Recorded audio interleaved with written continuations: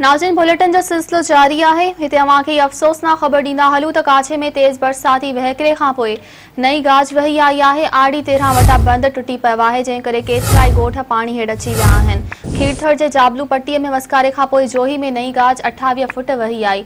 आड़ी 13 वटा बंद टुटण सबबि सवे एकड़नि ते बीठल फसल ऐं केतिराई ॻोठ पाणी हेठि अची विया आहिनि, जंहिं सबबि हज़ारे माण्हू फासी पिया आहिनि।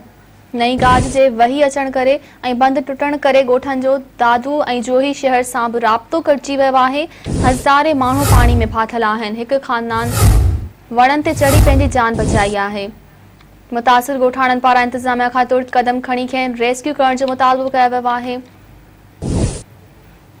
नाज़रीन हिकु भेरो ॿीहर अवांखे अफ़सोसनाक ख़बर ॾींदा हलूं त काछे में तेज़ बरसाती वहकिरे खां पोइ नई गाज वही आई आहे।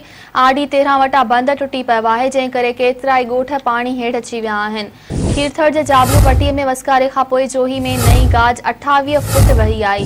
आड़ी 13 वटा बंद टुटण सबबि सवे एकड़नि ते बीठल फसल ऐं केतिराई ॻोठ पाणी हेठि अची विया आहिनि, जंहिं सबबि हज़ारे माण्हू फासी पिया आहिनि।